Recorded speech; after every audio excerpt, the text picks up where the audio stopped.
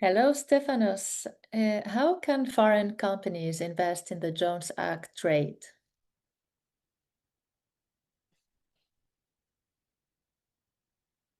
That's a great question. So the general rule with the Jones Act is that it is a cabotage statute which restricts domestic trades to U.S. companies with U.S. built chips.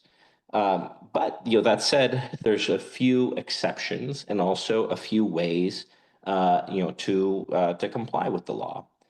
The first way would be for a foreign company to enter into a joint venture with a U.S. company to own and operate a U.S. built vessel in the domestic trade. This can be structured in a way that complies with the Jones Act and allows the vessel to trade in these protected cabotage markets. Another way that foreign companies can invest in the Jones Act trade is through bareboat charters, where they bareboat charter the vessel out to U.S. citizens, and in this way they can get the economic benefits of their investment without running afoul of the Jones Act's provisions on U.S. ownership. This can often be accomplished through complex structuring to ensure that there is compliance.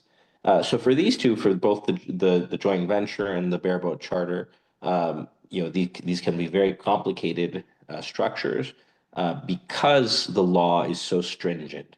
And then there's finally a little known exception that's often used by mining, mineral shipyards, and other interests that might have foreign ownership. And this is the Bow Waters exception. And this is codified in U.S. statute at Title 46, which deals with shipping issues. And it's named after a Canadian paper company that, for its paper business, needed to have tugs and barges and other sort of industrial vessels. So there was an amendment passed to the Jones Act that allowed companies that are in minerals, mining, or manufacturing to own vessels, provided they meet certain requirements. One of the important ones is that the vessels have to be a very small part of the operations, 10% or less. And also, even if the ultimate parent is foreign, the corporation that owns both the manufacturing assets and the vessels has to be a U.S. corporation. No LLCs allowed. All right. Thank you very much, Stefanos. Bye-bye.